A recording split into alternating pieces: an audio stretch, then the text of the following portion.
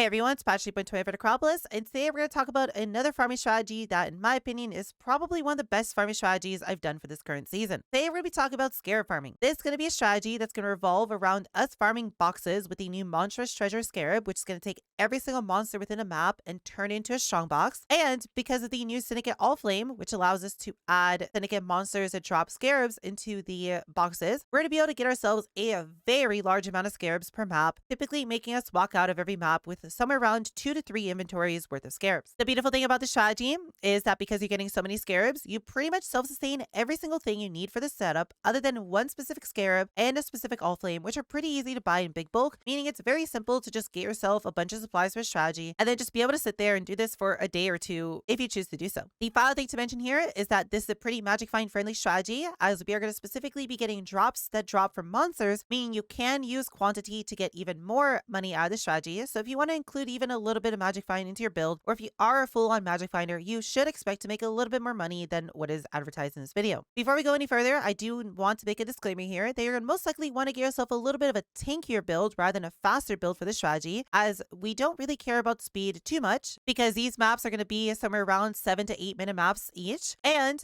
because we're going to be doing ABOUT map specifically, ABOUT Strongboxes are pretty deadly, so if you can make yourself a little bit tankier, that would make it so you'd have an easier time in the strategy rather than you being faster. ABOUT boxes are pretty rippy, so you have been warned that you really should be focusing on your defenses a little bit more.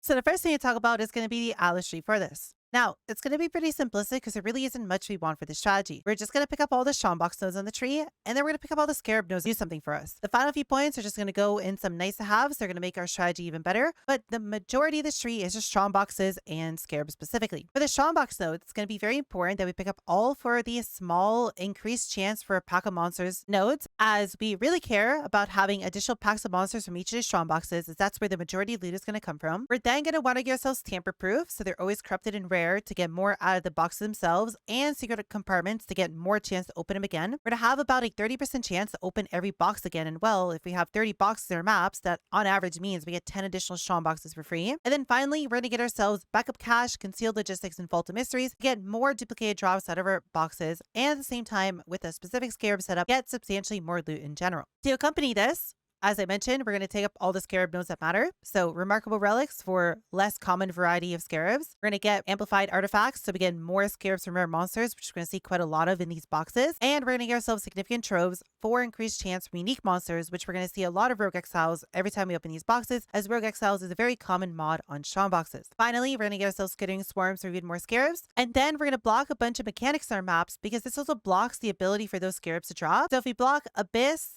Expedition, Breach, Ritual, Delirium, and Heist, that means we are going to get substantially less bad Scarabs showing up, meaning overall our money per map goes up quite a lot. With the final few points, we're going to then want to pick up all of the shaping nodes, with shaping the skies, shaping the world, and shaping the mountains to give us more map sustain, because we need to sustain our own tier 16 maps, along with singular focus to be able to specifically only get the map that we want to actually farm. Then we're going to pick up all the map modifier effect nodes on the tree, mounting modifiers, because it's just 16% increased map modifier effect by itself, both of the top slants for all of the 2% map modifier effect nodes that we can pick up, as well as invasive adversaries for more rewarding packs. These actually end up being pretty good, and it's just 10% more pack size in your map effectively. And then all the points leading up to Chiseled Perfection without picking up Chiseled Perfection, because these are 8 mod maps which do not have any quality on them. Then to use up the rest of our points, we're going to pick up Nico, because Nico gives us packed with energy, which makes us tankier, faster, and do more damage, making these maps a little bit easier. And then we're going to pick up ourselves a bit of Haunted Modifier chance in the bottom left with the Necropolis node, and a few points for additional Allflame chance in the top left, just to get a little bit more money out of the league mechanic itself. Final thing to mention here is going to be that we want to specifically do this with blue altars, because blue altars, even though we're not going to see many altars in this, are unbelievably efficient at giving us more money. First off, because we're farming specifically monsters, the quant altars are going to give you a lot of additional quantity, meaning you get more Scarabs. And if you luck out and get yourself the Scarab duplication altar, that altar by itself is basically worth half a div to a div of additional Scarabs, as it's going to duplicate every single Scarab that's going to drop from the Strongbox monsters.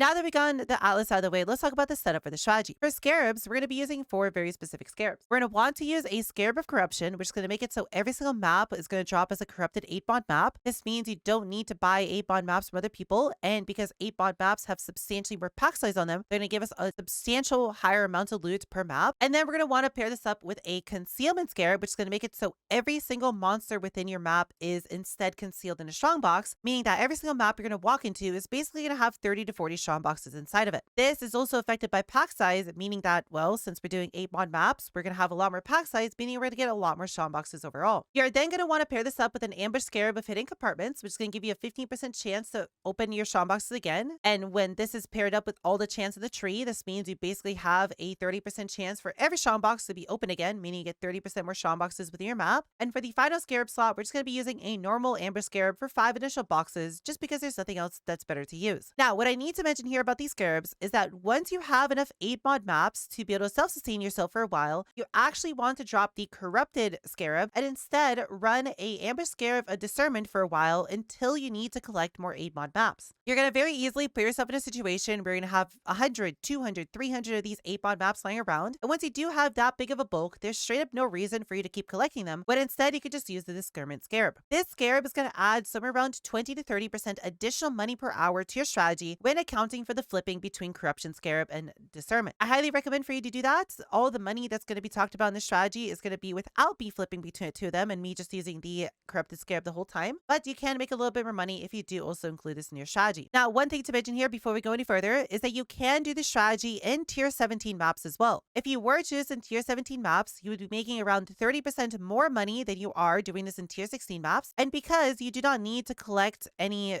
8-mod maps inside of them, that means you'll never have to run the Corruption Scarab and you can run Discernment the whole time. I do need to warn you that tier 17 maps are going to be unbelievably hard due to all of the additional map modifier effect that we have on them, but if you can handle T17 maps, I would recommend for you to do this in T17 instead. There will also be an Atlas Tree linked in the description below for specifically tier 17 maps, as you do want to change a few of the points around as you do not need map sustain for it, but again, please do be warned, that's going to be substantially harder. And next, let's talk about the maps that you want to run for this and how you're going to actually set up everything together. So ideally, you're either going to want to do a strategy on Mausoleum or Jungle Valley specifically. The reason we want to pick one of these two maps is because the boss doesn't technically exist inside these maps, meaning that all the altars that you're going to get are going to specifically be for monsters inside of them instead of the boss. This means you're going to see both the Scarab Duplication and Quant altars a lot more often, meaning you're going to make overall more money. Ideally, you would pick Jungle Valley because Jungle Valley has the Fortunate card, which is over time going to give you more money per hour. You can just pick Mausoleum if you prefer the layout and you don't like the look of Jungle Valley, but do be warned, you're going to make a little bit less money if you do that.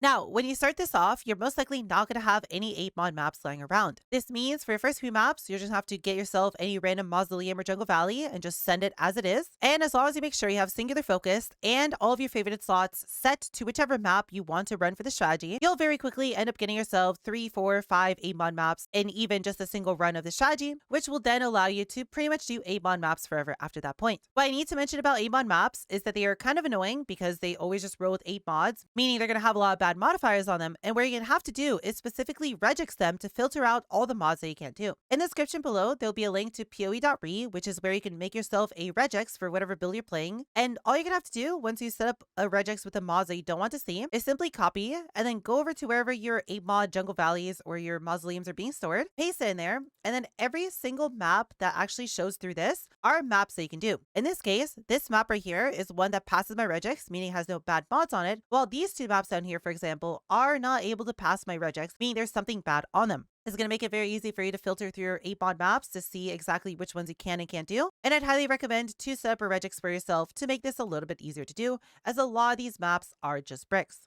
And before we're ready to go into our map and start blasting, the final thing we need to talk about here is going to be the Lantern of Arimor and the Allflames they're going to want to use in a strategy. This whole strategy is based around the Allflame member of Syndicate. There's 4 different variations of this, and it does not matter which one you use, they all do the same thing. What these Allflames are going to do is to specifically replace monsters in your maps with Syndicate monsters that have a guaranteed chance to drop Scarabs. The reason we care about these is just due to how Strongboxes actually work. Because we're going to be using the Scarab of Containment, that means every single pack in the map is instead going to be converted into a Strongbox. What Strongboxes do is they just take a normal distribution of the monsters in your map and add them into the Strongboxes themselves. This means that if one specific monster type was 50% of all the monsters you're supposed to see within your map, then half of all the monsters from your strongboxes are going to specifically be packs to that monster. What we want to do with this is we specifically want to take our Syndicate Allflames and use them on the highest packs in the map to basically turn the majority of the map into monsters that are going to drop Scarabs. What you're going to want to do in your Lantern of Arimor is going to be very simple. On the left, when you hover over an enemy, you're going to see the pack density of that type. These are going to be ordered from highest pack density to lowest pack density. So the only ones we ever really want to care about looking at are going to be the ones at the top. If you see anything with high pack density, you're going to specifically want to use a Syndicate Ember on them. The other thing you're going to want to care about are going to be any normal monsters with the 50% more pack size modifier on them. These are going to also be worth the Syndicate, as a normal pack density with 50% more pack size is going to basically give you the same amount of total monsters as a high pack density monster. This means that on average, you're going to be using 1 to 3 Allflames per map between the high pack density and any sort of normal pack density with 50% more pack size modifier monsters. And if you ever run into a case of where none of these monsters are high pack size or are normal with 50% more pack size, simply just use 1 Allflame member on any normal pack size monster just so you get a few Scarabs from your map. This is going to be a little bit uncommon for you to get yourself a no high density monster pack within your given map, but if it does happen, it is what it is. You're still going to make a lot of money off of putting 1 Allflame member on a normal pack density monster. And in terms of buying these Allflame members, so I know some people are going to be worried about them, it's going to be very simple to do. All you have to do is just simply come to bulk item exchange and then select all of the Syndicate Embers from the Allflame member section. At the bottom, change the group by seller to yes. What it's going to do is it's going to group up all the Allflames that people have into one very convenient place, make it very easy for you to buy these. Because you're only going through 1 to 3 of these per map that you do, it really makes it very easy for you to spend 5-10 minutes, buy yourself 30-40 of these, and then you're pretty much good to go for a few hours of farming. The beautiful thing about this is, well, I can message this guy for all the Allflame members that he has at once, making it very convenient to purchase a very large amount of these. Once we've done all this, it's time to do our map. So the map itself is going to be, well, very simple. All there is to do inside of it is just click on all the boxes, kill all the monsters, and then if any of them can be opened again, just open them again and, well, get all of your loot. What I'd recommend to do for this strategy is to go and clear the whole map first and then go back and loot afterwards. I found that looting while doing the map itself slows me down significantly. It's a lot more efficient and a lot faster to just loot after the map. I've been typically doing around 7-minute maps with killing everything, then looting after. And with looting while I've been going, my maps have been averaging to about 8 to 9 minutes or so. You're most likely going to be getting yourself 2 to 3 inventories worth of Scarabs per map that you do, meaning there's going to be quite a lot of you having to portal out, put all of your loot away, and then go back to loot even more. The only thing to mention about the maps other than that is that these strongboxes can be very deadly. Because you're doing ape mod with high increased modifier of effect maps, these strongboxes can very easily just spawn a bunch of monsters that can very quickly shotgun you or do a lot of damage. So you do want to be careful when finding these boxes, and you don't want to open more than you can handle at once. And then finally, let's talk about all the loot that you're going to be seeing from the strategy. Now, for this video, I did a sample size of 40 maps, and this is all the loot that I ended up getting inside 40 maps. The beautiful thing about this, if we look in Wealthy Exile, is that the majority of the total loot that you're going to get here is either in raw currency or in Scarabs. As we can see, well over 50% of the total loot was simply just in those two things, with the remainder of it being just a few big drops that are pretty easy to sell. As you can see, we end up getting ourselves 15 div and Allflames, but if we actually go look at the Allflames that we got, the majority of that is just in 2 Welves and a bunch of beat sacks and a bunch of anarchies that we can very easily bulk sell very quickly. Outside of that, the only other things worth mentioning are a few tattoos, because I simply just took all the tattoo Allflames that I got and just ran them myself for the tattoos themselves, as these actually sell for a little bit more than shown here, and a few div cards. But the beautiful thing about these div cards is they're all just very simplistic div cards to sell, as they're things such as Fortunate, which is a div card, Divine Beauty, which is also a div card, Seraphat, Scout, just a bunch of very, very simple to sell, meaning that the majority of the loot that you got here is either in raw currency, which can be very easily bulk sold, or Scarabs, which can also just be bulk sold in pretty much half a second to get the majority of the money out of this strategy. The final thing I want to mention here is that just due to the sheer amount of ambush Scarabs that you actually get from this, you can self-sustain every single Scarab that you need for this, except for the Scarab of Containment. That means the only things that you need to keep buying as a consistent upkeep when doing the strategy is specifically the Scarabs of Containment and the Syndicate Allflame, as you're not going to be able to self-sustain them at all. You're going to be getting maybe around 20 to 30% of the Syndicate Allflames that you used up back, which means you're going to be able to reduce your costs a little bit, but you're still going to have to buy them from time to time here and there. If we want to break this down by a per map basis, we got 110 div across 40 maps, meaning that on average, we are making 2.75 div per map that we did.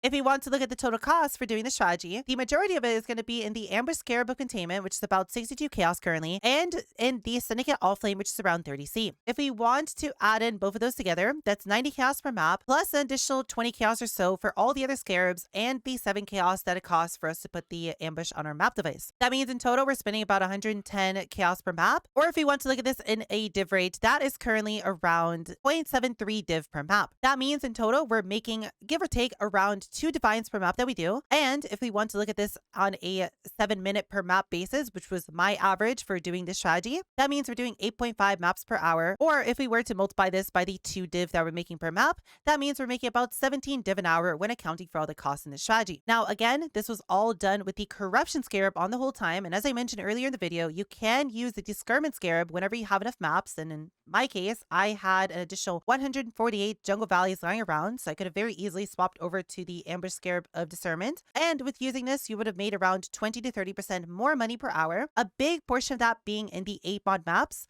I had a friend also do this with a sample size of 60 maps, and those 60 maps, they end up getting themselves 40 tier 17 maps instead of 13, which is about triple as much as I would have gotten, and that was all simply due to them using the Amber Scarab of Discernment. If we were to combine in the Amber Scarab of Discernment as well, that means we make it about 30% more money per hour, or this would put our rate at about 22 div an hour when constantly swapping between Discernment and 8 mod maps every time you have enough 8 mod maps laying around. Again, as I mentioned, you could also do this in tier 17 maps, which would add another 20 to 30% more money per hour. But tier 17 maps are very difficult to do, meaning you're going to have a very bad time if you do not have an unbelievably strong setup to be able to handle those boxes. If you have any questions on any of this, please feel free to leave a comment in the comments below, and I'd be more than happy to help you as soon as I can. I also stream on Twitch every single day, so feel free to come by Twitch and ask me any questions you have there. Or if you simply just want to come and hang out with all of your cuties and be a part of our community, I'd be more than happy to see you there as well. With all said, I hope you cuties have a wonderful rest of your day, and I'll see you all in the next video.